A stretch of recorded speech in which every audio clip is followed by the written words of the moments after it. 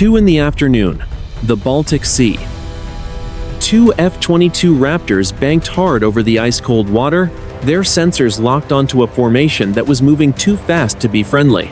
Something was fundamentally wrong with the flight path of the incoming contacts.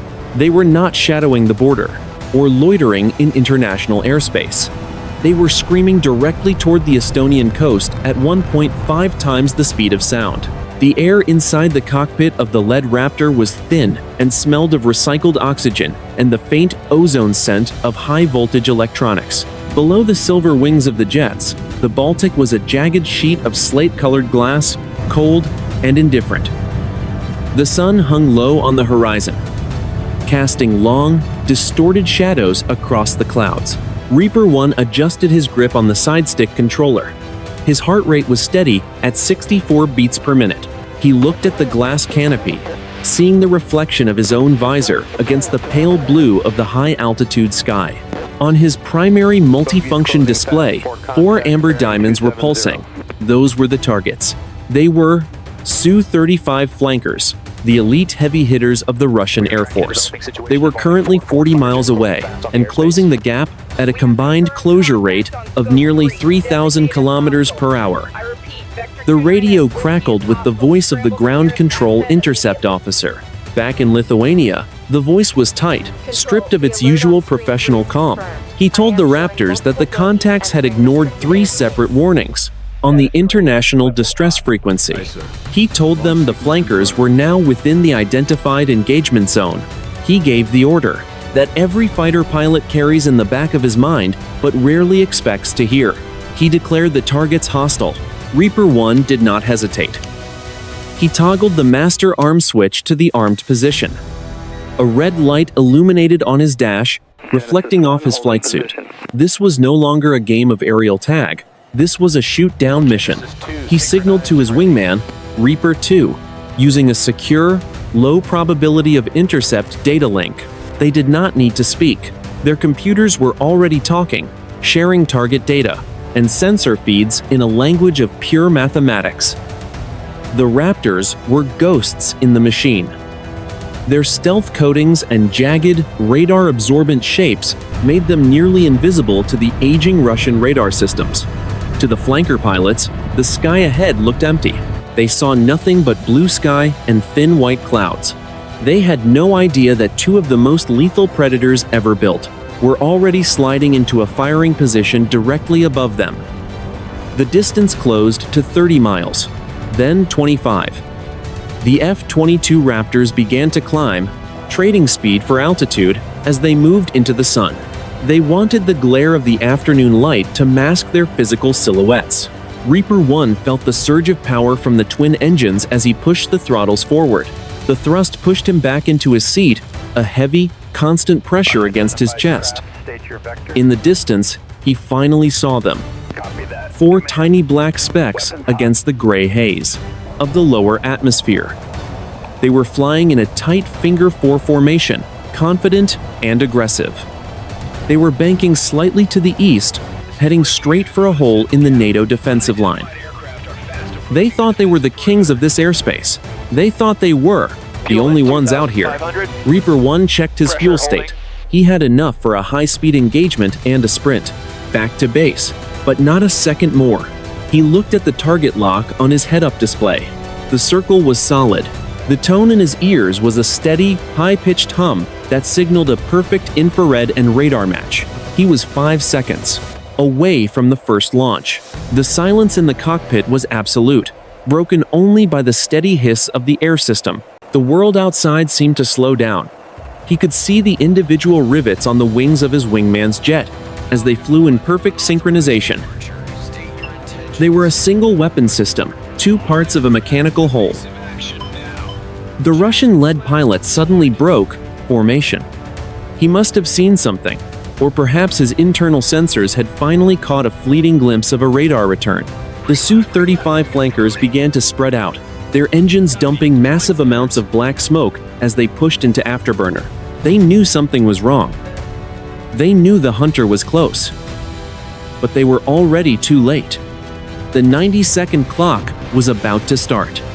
The 4 Russian jets slammed through the invisible boundary of Estonian airspace at 2,000 kilometers per hour.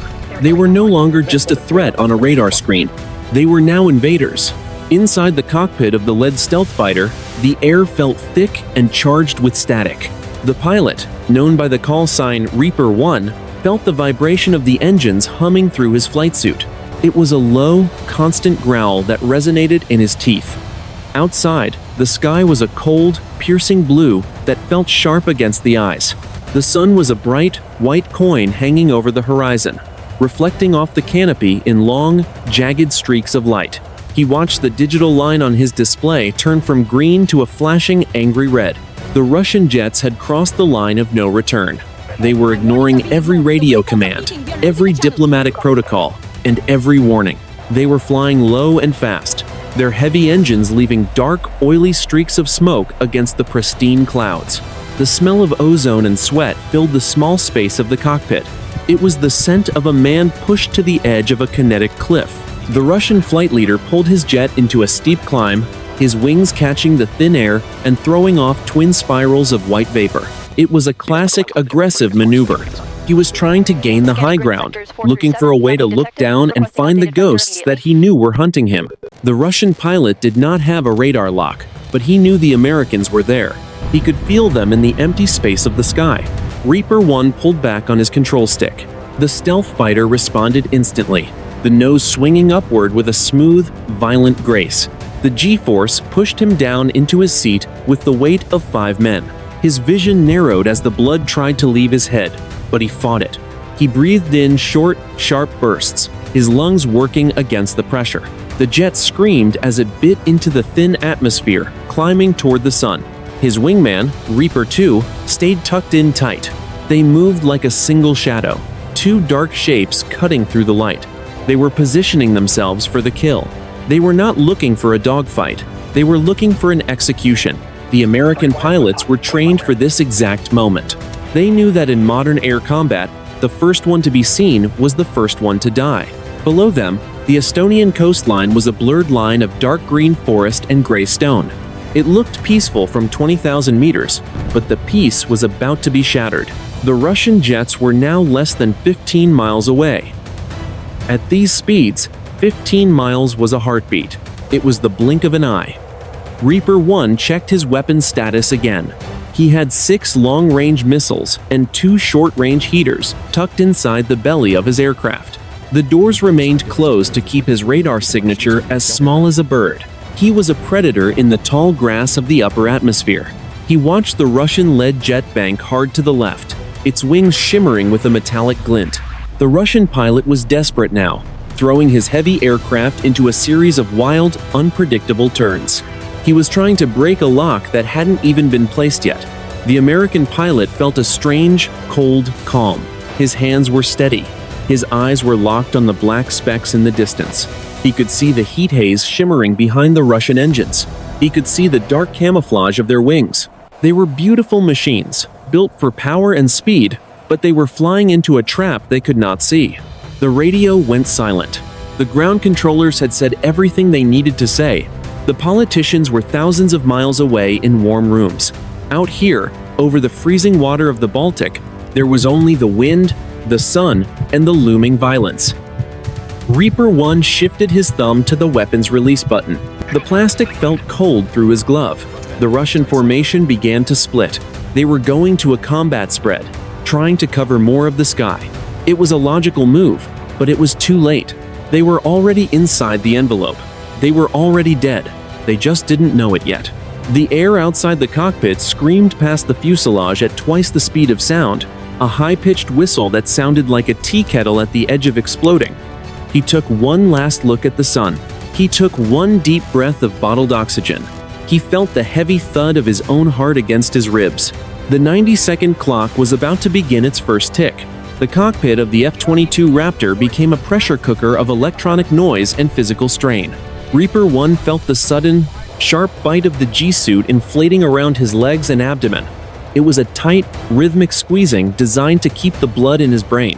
As he pulled the nose of the jet into the vertical, The sky outside shifted from a pale horizon to a deep, dark indigo as he climbed toward 40,000 feet. The smell of the cockpit changed. It was no longer just recycled air. It was the hot, metallic scent of overworked processors and the dry tang of pure oxygen. His pulse thudded in his ears, a steady drumbeat against the silence of the high-altitude void. He watched the digital diamonds on his display dance. The 4 Su-35 flankers were no longer flying a straight line. They were twisting, turning, and searching for the source of the invisible pressure they felt closing in. Reaper 1 moved his thumb to the sensor select switch. He transitioned his radar from a wide area search to a narrow, high update track. On his head-up display, a solid green box snapped onto the lead Russian jet. The aircraft's computer began to calculate the solution. It factored in the air temperature, the closure rate, and the wind speed at 40,000 feet. The internal logic of the jet was preparing a mathematical death sentence. A high-pitched, steady growl filled his helmet. It was the sound of an AIM-120 advanced medium range, air-to-air missile finding its mark. The missile was still tucked inside the dark, temperature-controlled belly of the Raptor, but its seeker head was already active. It was staring through the radar-transparent skin of the aircraft, locked onto the heat and metal of the Russian lead. Reaper 1 checked his wingman's position. Reaper 2 was 3 miles to his left, and 2,000 feet higher. They were a pincer of stealth and steel. They had the Russian formation caught in a crossfire of sensors. The Russian pilots were beginning to panic. Reaper 1 could see it in their flight paths. One flanker broke hard to the right, dumping a massive cloud of silver chaff that sparkled like diamonds in the afternoon sun. Another jet dove for the deck, hoping the clutter of the waves below would hide its signature. It was a useless gesture. The ANSPY-6 radar was too powerful. It burned through the decoys like a flashlight through a spider web. The heat inside the cockpit rose. The massive engines behind him were screaming at full military power, pushing the jet to 1.8 times the speed of sound. The air friction against the canopy made the thick glass warm to the touch. Reaper 1 looked at the countdown timer on his screen. He was 10 seconds from the edge of the envelope. He was 10 seconds from the point where a launch was a guaranteed kill. He felt the mechanical vibration of the internal weapon bay doors. They were primed to cycle. It was a sound he had heard 1,000 times in training. A dull, heavy clunk that meant the ghost was about to show its teeth. For the briefest fraction of a second, when those doors opened, his radar cross-section would bloom. He would be visible to the world. He would be a target. But by then, the missiles would already be flying at 4 times the speed of sound. He adjusted his oxygen mask, feeling the cool rush of gas into his lungs. His vision was hyper-focused. The world outside the cockpit seemed to blur into a wash of blue and white, leaving only the glowing green symbols of the head-up display. He was no longer just a pilot. He was a component of a $20 billion weapon system designed for a single 90-second window of time. The Russian-led jet suddenly pulled a massive, high-G barrel roll. It was a desperate attempt to break the lock. The Russian pilot was pushing his airframe to the absolute limit, the wings of the Su-35 flanker groaning under the stress. Large plumes of white vapor trailed from his wingtips, marking his path through the sky like a giant finger pointing to his location. Reaper 1 watched the lock-on box. It flickered for a millisecond, then turned solid red. The growl in his ears became a continuous, piercing scream. The computer voice, calm and feminine, spoke a single word into his headset. Shoot! He didn't pull the trigger yet. He waited. He wanted to be closer. He wanted to ensure there was no escape, no maneuver, and no countermeasure that could save the intruders. He counted down in his head. 5, 4, 3. The Baltic Sea below was a dark, cold witness to the moment. The air was still. The sun was low. The world was about to erupt into a storm of fire and shredded titanium. Reaper 1 tightened his finger on the launch stud. The metal was cold. The moment was absolute. The trigger moved exactly 3 millimeters. Fox 3, Reaper 1 said. His voice was a flat, mechanical monotone, betraying nothing of the adrenaline surging through his system. Deep inside the belly of the F-22 Raptor, the hydraulic actuators of the internal weapons bay snapped open with a heavy, metallic thud that vibrated through the pilot's spine. For a fraction of a second, the stealth fighter's smooth, radar-deflecting skin was broken. 2 AIM-120 missiles dropped into the slipstream, falling away from the aircraft. For a heartbeat before their solid fuel rocket motors ignited with a violent, white-hot roar. The cockpit was momentarily washed in a blinding glare. As the missiles accelerated, they left behind 2 thick, corkscrewing trails of white chemical smoke that stood out like scars against the deep indigo of the upper atmosphere. The physical jolt of the launch pushed the jet slightly off its axis, but the flight control computers corrected it in a millisecond. The Raptor was a ghost again, its bay doors already sealed shut, its radar cross-section returning to the size of a marble. 30 miles away, the cockpit of the lead Russian Su-35 flanker erupted in a cacophony of digital screams. The pilot's radar warning receiver had transitioned from a faint periodic chirp to bless, a continuous, high-pitched wail. He was being painted by an active radar seeker. He was no longer being watched. He was being targeted. The Russian flight leader slammed his throttles into full afterburner. 2 massive pillars of orange flame erupted from his lines, thrust vectoring engines, pushing his heavy fighter through the sound barrier. He didn't know where the missiles were coming from, but he knew they were coming fast. He pulled his stick to the left and stomped on the rudder, throwing the 30-ton aircraft into a desperate, high-speed brake. The air outside the Su-35 flanker was thin and freezing, but the friction of the maneuver sent the skin temperature of the wings soaring. The Russian pilot punched his flare release.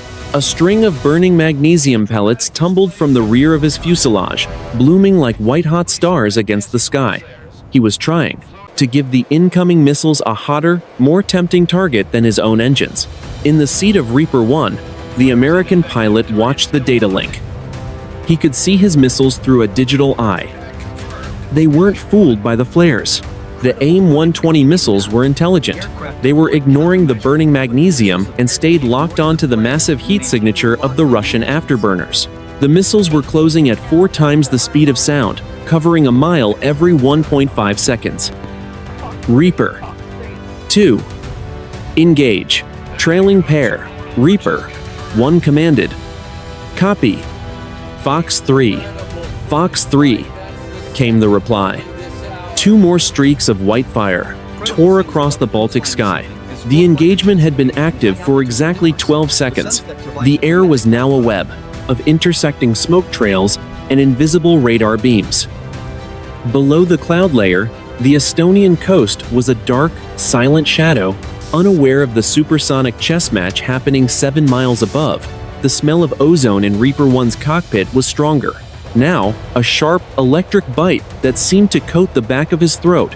He pulled his aircraft into a wide, sweeping arc to the north, keeping his nose pointed toward the chaos. He needed to maintain the data link, to provide mid-course corrections to the missiles. His hands were light on the controls, making micro-adjustments as the G-forces fluctuated between 3 and 6. The sky was no longer empty. It was filled with the debris of electronic warfare. The Russian jets were pumping out massive amounts of noise and false radar returns, trying to blind the American sensors. The Raptors countered with frequency hopping, their computers shifting through thousands of channels every second to find a clear path through the static. Reaper 1 watched his primary display. The first 2 missiles were now in the terminal phase. They had turned on their own internal radars for the final sprint. They were no longer dependent on the Raptor. They were independent hunters. On the screen, the 2 green dots representing the missiles merged with the 2 amber diamonds representing the lead Russian pair. The distance between them was now measured in meters. The Russian pilots were pulling 9 Gs, their bodies crushed into their seats, their vision tunneling into blackness as they fought to stay alive. They were throwing every trick they knew at the incoming steel chaff. Flares, extreme maneuvers, But the math of the AIM-120 missile was cold and perfect. It did not get tired. It did not lose focus. It simply calculated the point of intersection and corrected its flight path with a series of tiny, violent fin movements. The first tick of the 90-second clock had passed. The second tick was about to bring the fire. The first AIM-120 missile reached the end of its mathematical journey.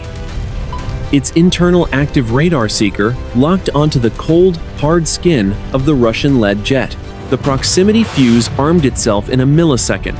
The missile's warhead detonated with a violent, focused blast, punching a cloud of high-velocity tungsten cubes straight through the Su-35 flanker's left engine and fuselage. A massive orange fireball erupted instantly, bleaching the sky white for a fraction of a second. The main wing spar snapped like a dry twig under the pressure of the explosion. The 30-ton aircraft disintegrated into 1,000 jagged pieces of burning titanium and carbon fiber. The second Russian pilot saw his leader vanish in a wall of fire. He jerked his control stick to the right, screaming into his radio as he fought to escape the same fate. He dumped his remaining flares in a blind panic, the burning magnesium pellets falling away like glowing tears. His jet shuddered violently as the shock wave of the first explosion slammed into his airframe, rattling his teeth and blurring his vision. He pulled 10 Gs, his body crushed into the seat, his lungs gasping for air that felt like lead. But the second missile was already there. It dove through the smoke of the first kill, ignoring the flares and the panic. It slammed into the tail section of the second flanker, severing the dual rudders and igniting the fuel cells. The rear of the aircraft blew apart, sending the engines tumbling into the void. The nose of the jet pitched up wildly before the entire airframe flattened into a pancake and began a terminal spin toward the water. Black smoke filled the high-altitude air, marking the spots where two elite fighters had existed only seconds before. The burning wreckage trailed long, dark ribbons of soot as it fell toward the Baltic Sea. The radio channels of the remaining two Russian pilots erupted in overlapping, terrified voices. They had lost half their formation before they had even seen a single enemy. The silence of the upper atmosphere was gone, replaced by the roar of burning jet fuel and the screams of dying machines. Inside the cockpit of Reaper 1, the heat was intense. The cooling system was struggling to keep up with the heat generated by the radar and the massive computers. The pilot's flight suit was soaked with sweat. The fabric sticking to his skin, he felt the heavy, rhythmic thrum of his own heart. He didn't celebrate. He didn't cheer. He simply shifted his eyes to the next set of targets. 2 down, Reaper 1 said. His voice was clipped and cold. Reaper 2. Target the survivors. They are breaking for the deck. Visual on the runners. Reaper 2 replied. I am in pursuit. The remaining two Su-35 flankers were no longer interested in the mission. They were no longer invaders. They were prey. They had pushed their noses down, diving at a 45-degree angle toward the safety of the cloud layer. They were pushing their engines to the structural limit, the airframes vibrating so hard that the cockpit instruments were becoming unreadable. They wanted the waves. They wanted the clutter. They wanted to live. Reaper 1 rolled his Raptor inverted. He watched the world spin, the dark sea, the white clouds, and the two streaks of black smoke from the kills. He pulled back on the stick, the nose of his jet slicing through the horizon. As he dove after the fleeing Russians, the G-force hit him again, a heavy hand pressing on his chest, making every breath a chore. The wind screamed past his canopy, a high-pitched whistle that cut through his helmet.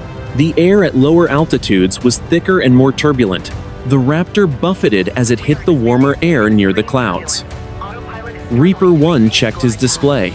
The two Russian jets were 5 miles ahead, their afterburners glowing like twin stars against the gray background of the sea. They were trying to use the terrain of the clouds to mask their signatures, weaving in and out of the white vapor. He moved his sensor cursor over the third target. The diamond flashed. He was 20 seconds from another firing solution. The physical strain of the dogfight was starting to take its toll. His neck muscles ached from the weight of his helmet under G-load. His fingers were stiff on the controls, but the hunt was not over. The Baltic Sea was rushing up to meet them. They were now at 5,000 meters and falling fast. The water below looked like cold, hammered lead. Reaper 1 saw the third Russian jet bank hard to the north, its wings catching the sunlight for a brief second. It was a mistake. It gave the Raptor a perfect profile. The 90-second clock had 40 seconds left. 70 seconds remained on the combat clock. The third Su-35 flanker pilot was hyperventilating, the sound of his ragged breath echoing inside his flight helmet. His wingmen were gone, transformed into falling debris and oily smoke in a matter of heartbeat. He slammed his flight stick. To the far left, his aircraft groaning as the thrust vectoring nozzles pivoted to their limits. He was trying to force the jet into a high-alpha maneuver, hoping to break the Doppler radar lock of the invisible predator behind him. The G-force was no longer a number on a screen. It was a physical weight that crushed his chest and pinned his arms to the side consoles. It made his vision go gray at the edges, the world outside the canopy narrowing into a tunnel of blurred blue and white. He punched the flare release button 3 times in rapid succession. A dozen magnesium stars erupted from the belly of his jet, tumbling into the freezing Baltic air and burning with a white-hot intensity that bleached the sky. He looked over his shoulder, eyes wide with terror. He saw nothing but the glare of the sun and the empty, mocking blue. That was the primary terror of the engagement. He could not see his killer. Reaper 1 was exactly 1 mile behind the Russian, sitting in a perfect lag pursuit position. He was not following the Russian's wild, erratic turns. He was cutting the circle, using his superior flight computers to predict where the flanker would be in 3 seconds. His F-22 Raptor was a scalpel, slicing through the sky with an effortless, mechanical precision that made the Russians' movements look clumsy and desperate. The cockpit was hot, the cooling system struggling against the heat of the electronics. The smell of salt, ozone, and the pilot's own sweat was thick under his oxygen mask. The Russian pilot tried a last-ditch maneuver, a move born of pure desperation. He pulled the nose up hard, bleeding off his airspeed until the 30-ton aircraft was nearly standing still in the air. It was a beautiful, lethal display of aerodynamics, the flankers' engines roaring, as they fought against the looming stall. For a moment, the Russian jet hung suspended against the clouds, a sitting duck in a sea of sky. Reaper 1 did not bite on the maneuver. He did not overshoot. He pushed, his nose down, diving slightly to stay in the Russian's blind spot under the fuselage. He was waiting for the energy to return to the target. He knew that a slow target was a dead target. He watched the flanker's nose begin to drop as gravity took hold. The Russian pilot was vulnerable, his speed gone, his options exhausted. To the south, the 4th Russian pilot had already broken away from the fight. He was low, skimming the tops of the white-capped waves at 1,500 kilometers per hour. The spray from the Baltic Sea was a constant white mist behind his engines, a wake of salt and water that marked his flight for anyone looking down. He was heading for the Russian border, which was now only 25 miles away. He did not look back. He did not check on his comrade. He saw only the digital line on his navigation map that promised safety. Reaper 2 was closing the gap from high above. He was flying at Mach 2.2, the air around his canopy screaming with the friction of his passage. He was a silver bullet aimed directly at the back of the fleeing jet. The heat from his own engines was intense, a shimmering haze that distorted the view of the horizon. The chase was reaching its breaking point. The physical limits of man and machine were being tested to the point of structural failure. The cold, thin air of the Baltic was thick with the scent of burnt kerosene and the high-pitched electric hum of lethal intent. The digital displays in both American cockpits were clear. The targets were cornered. The end of the 90 seconds was approaching, and the final lock was about to snap into place. 80 seconds into the fight, the air was a chaotic map of white smoke and invisible radiation. Reaper 1 closed the distance on the 3rd Su-35 flanker. The Russian jet was struggling to regain its airspeed after the failed vertical maneuver. It was wallowing in the thin air, its wings shuddering at the edge of a high-speed stall. Reaper 1 did not use a long-range missile this time. He wanted a visual confirmation. He wanted to end it with a short-range strike. He toggled the weapon select switch to the AIM-9X Sidewinder. In his helmet, a new sound replaced the digital chirp of the radar. It was a low, guttural growl that rose in pitch as the missile's heat-seeking eye found the glowing titanium of the Russian engines. The sound was primal. It was the growl of a predator that had finally cornered its prey. The cockpit of the F-22 Raptor felt tight and electric. Reaper 1's hand was steady on the stick, making tiny, twitching adjustments to keep the reticle centered on the silver shape ahead. The smell of the air system was sharp, nearly metallic. He could see the Russian pilot's helmet clearly now. The man was looking back, his gloved hand visible against the canopy glass. "Fox 2, Reaper 1 whispered. The internal side bay of the Raptor snapped open. The Sidewinder missile shrieked off the rail, its rocket motor igniting with a white-hot flash that momentarily blinded the pilot's peripheral vision. The missile did not fly in a straight line. It dived and curved, its nose tracking the heat of the afterburners with a terrifying, serpentine agility. The Russian pilot saw the launch. He threw his jet into a frantic roll, dumping a frantic stream of flares that filled the sky with burning magnesium stars. But the Sidewinder was too advanced. Its imaging infrared seeker ignored the burning decoys. It saw the shape of the aircraft itself. The missile slammed into the base of the right wing. The explosion was a sharp, brilliant orange snap. The wing didn't just break. It vanished, shredded by the force of the blast. The Su-35 flanker spun violently to the right, its fuselage twisting like a piece of wet cardboard. A second later, the fuel tanks erupted. A massive fireball consumed the remains of the aircraft, sending a rain of burning debris down toward the white-capped waves of the Baltic. 10 miles to the south, Reaper 2 was finishing the hunt. The fourth Russian pilot was still low, his jet screaming just 50 meters above the water. He was pushing the airframe so hard that the sea spray was being sucked into his engine intakes, creating a faint trail of white steam behind him. He was 5 miles from the border. He thought he was safe in the radar clutter of the waves. He was wrong. Reaper 2 was diving from 20,000 feet at Mach 2.1. The pressure on the American pilot's chest was immense, his G-suit straining against his legs to keep him conscious. He saw the target on his head-up display, a tiny black speck moving against the dark gray of the water. He didn't wait for a closer look. Fox 3, Reaper 2 called out. The AIM-120 missile dropped from the belly of the Raptor and ignited instantly. It dove toward the surface, its radar seeker burning through the salt spray and the wave clutter. The missile hit the water 100 meters behind the Russian jet, skipped once like a stone, and then corrected its path with a violent burst of its maneuvering fins. It punched through the tail of the fleeing flanker. The impact was catastrophic. At that speed and altitude, there was no room for error. The Russian jet was instantly pulverized. It didn't just crash, it disintegrated upon contact with the water. A massive column of white spray and black smoke rose 200 feet into the air, marking the spot where the last intruder had fallen. Silence returned to the radio channels for exactly 3 seconds. Reaper 1 pulled his jet into a steep, sweeping climb, banking away from the pillars of smoke. His breath was heavy and loud in his mask. The 90-second clock had run out. 4 Russian jets were gone. The Baltic sky was empty of enemies, leaving only the fading trails of white smoke and the cold, indifferent sun. The air in the cockpit began to cool as he throttled back, the intense heat of the combat computers fading.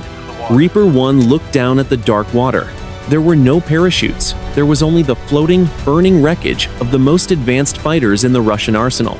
The engagement was over. The border was secure. Reaper flight. Mission complete, he said, into the secure link. Check fuel states. We are heading home. 2:16 in the afternoon. The Baltic Sea. Reaper 1 banked his F-22 Raptor into a wide, lazy circle over the site of the first engagement. The sky was still scarred by long, white fingers of smoke that were starting to drift and dissolve in the high-altitude winds. The sun, lower now, caught the drifting particles of aluminum and carbon fiber, making the air sparkle with a strange, artificial glitter. Below him, the ocean was a dark, cold graveyard. He looked down through the thick glass of the canopy, his eyes scanning the slate-colored waves for the bright orange silk of a parachute. There was nothing. The water was too cold, and the impact had been too violent. The Su-35 flankers had not just crashed, they had been deleted from the sky. All that remained were the burning slicks of jet fuel, spreading across the surface of the water like black ink on a mirror. The fire was stubborn, fueled by thousands of pounds of high-grade kerosene, sending thin ribbons of oily smoke into the clean Baltic air. The physical sensation of the combat was finally fading. Reaper 1 felt the sudden, heavy hiss as his G-suit deflated around his legs and waist. The pressure that had been crushing his ribs for 90 seconds was gone, replaced by a cold, hollow ache in his muscles. His hands, still gripped tight on the flight controls, were shaking with the receding adrenaline. He took a deep, shaky breath of the bottled oxygen, tasting the dry, metallic tang of the mask. The smell of the cockpit was still sharp, a mix of ozone, sweat, and the faint, burnt hair scent of overtaxed electronics. He checked his primary flight display. The digital fuel gauge was flashing amber. He had exactly 2,500 pounds of fuel remaining in his internal tanks. It was just enough to make a high-altitude sprint back to Lithuania with a minimal reserve. If he stayed here another 3 minutes, he would be out of options. He would be forced to ditch his $60 million aircraft in the same freezing water that had just claimed the Russian pilots. Reaper 2, form up on my wing, Reaper 1 commanded. His voice was steady again, the professional mask firmly back in place. Scan for any sign of life. We are clearing the area in 60 seconds. Reaper 2 is in position, the wingman replied. His voice sounded older, tired. I have visual on the southern crash site. Debris only. The target disintegrated on impact. I see no chutes, lead. The air is clear. The two F-22 Raptors drifted together, their sleek, gray shapes overlapping against the deep blue of the sky. They looked untouched, their stealth coatings still smooth and dark, showing no outward sign of the violence they had just unleashed. Only the empty missile rails deep inside their bellies told the true story. They were the most lethal predators in the sky, and they had just proven it in less time than it takes to boil a kettle. Reaper 1 looked at his radar one last time. The screen was clean. The massive AN/SPY-6 radar back on the coast was reporting no further contacts. The Russian Air Force had pulled back. Whatever point they had been trying to make had been drowned in the Baltic. The high-speed Intercept had sent a message that required no translation. He felt a strange, detached sense of silence. The roar of the twin engines was a constant, low-frequency vibration that he felt more than heard. Outside the cockpit, the world seemed still and indifferent. The clouds were white and puffy, moving slowly toward the Estonian coast. The sun continued its slow descent toward the horizon. The Earth did not care about the 90 seconds of fire that had just occurred. Center. This is Reaper flight, he said, switching to the long-range frequency. 4 hostiles neutralized. We are egressing the area at 30,000 feet, requesting direct routing to Šiauliai Air Base. We are fuel critical. Copy. Reaper flight, the controller responded. The voice was no longer tight with panic. It was hushed, almost reverent. You are cleared, direct. The corridor is open. Welcome home, Reapers. The two Raptors pulled their noses up, the engines roaring as they climbed back into the thin, cold air of the upper atmosphere. They left the smoke and the wreckage behind, disappearing into the glare of the afternoon sun. They were ghosts again, moving through a world that couldn't see them, carrying the weight of 4 lives and 90 seconds of history back to the ground. The cockpit began to cool as the electronic systems throttled down. Reaper 1 watched the distance to go counter on his display. 180 kilometers, 10 minutes of flight. He adjusted his helmet, feeling the sweat-soaked padding against his forehead. He didn't look back. He kept his eyes on the horizon, watching for the first sight of the Allied coastline. The fight was over. The long, cold silence of the debrief was about to begin.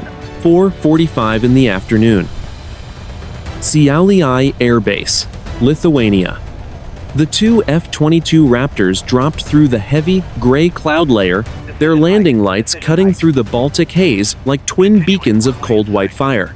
They were coming in fast and low, their engines throttled back to a low, guttural growl that vibrated through the hangars and the control tower. The ground crews, dressed in heavy winter parkas, stood perfectly still along the edge of the tarmac. They had been listening to the frantic radio traffic for 20 minutes. They knew something historic had just happened 7 miles above the waves.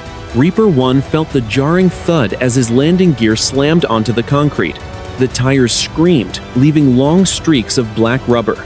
As the 70,000-pound fighter transitioned from the air to the earth, he pulled the lever for the drag chute, and a moment later, the sudden deceleration threw him forward into his shoulder straps. The physical world was returning to him, the weight of his own body, the smell of the pine forest surrounding the base, and the bone-deep exhaustion of a man who had lived a lifetime in 90 seconds. He taxied the jet toward the hardened aircraft shelter, his wingman, Reaper 2, following closely behind. As the massive steel doors of the hangar slid open, the heat of the interior air rushed into the cockpit. It was thick with the scent of diesel, hydraulic fluid, and the nervous energy of 40 technicians. Reaper 1 brought the jet to a final stop and cut the engines. The high-pitched whine of the turbines wound down into a series of metallic clicks and pops as the superheated components began to cool in the damp Lithuanian air. He sat in the cockpit for a long moment, his hands still resting on the canopy rails. The silence was absolute. It was a heavy, suffocating silence that felt louder than the engines ever had. He toggled the switch to open the canopy. The glass hissed as it lifted, and the cold, real-world air hit his face. It felt like a physical slap. He pulled off his helmet and oxygen mask, revealing a face etched with deep lines of fatigue and the red imprint of the rubber seal. His hair was matted with sweat, and his eyes were bloodshot from the G-load. A young ground crew chief climbed the ladder, his face pale. He didn't say a word. He just looked at the side of the aircraft. The smooth, charcoal gray skin of the Raptor was no longer pristine. Along the edge of the intake and the wing roots, the radar-absorbent coating was scorched and blistered from the intense friction of the Mach 2 sprint. There were jagged streaks of soot near the internal weapon bay doors, left behind by the violent exhaust of the missile launches. The crew chief looked down into the open weapon bays. They were empty. The racks that had held 6 AIM-120 missiles and 2 Sidewinders were now just bare metal and hydraulic lines. To a ground crew, an empty rail on a returning jet was the most terrifying sight in the world. It meant the training was over. It meant the war had started, even if only for a minute and a half. Reaper 1 unbuckled his harness and climbed down the ladder. His legs felt heavy, like they were made of stone. He stood on the concrete floor of the hangar and looked back at his aircraft. It looked different now. It was no longer a piece of technology or a billion-dollar asset. It was a blooded weapon. "Sir," the crew chief finally whispered, his voice cracking. "The radar at center. They say they lost all 4 targets. They say they just disappeared." Reaper 1 looked at the young man. He thought of the fireball over the Baltic. He thought of the Russian pilot's hand against the glass and the way the Su-35 flanker had vanished into a cloud of burning titanium. He thought of the freezing water and the silence that was now sitting at the bottom of the sea. "They didn't disappear," Reaper 1 said. His voice was raspy, stripped of its mechanical edge. "They were intercepted." He turned and walked toward the debriefing room, his flight boots echoing on the concrete. Behind him, the ground crew began to move, their movements frantic as they started the process of refueling and rearming the jets. They worked in total silence. There were no cheers. There was no celebration.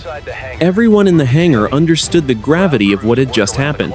The line had been drawn, and it had been drawn in fire. Outside, the sun finally dipped below the horizon, casting a deep, bruised purple light across the Baltic sky. The wind picked up, whistling through the radio towers and the empty hangars. The 90 seconds were over. but the world they had created was just beginning to wake up.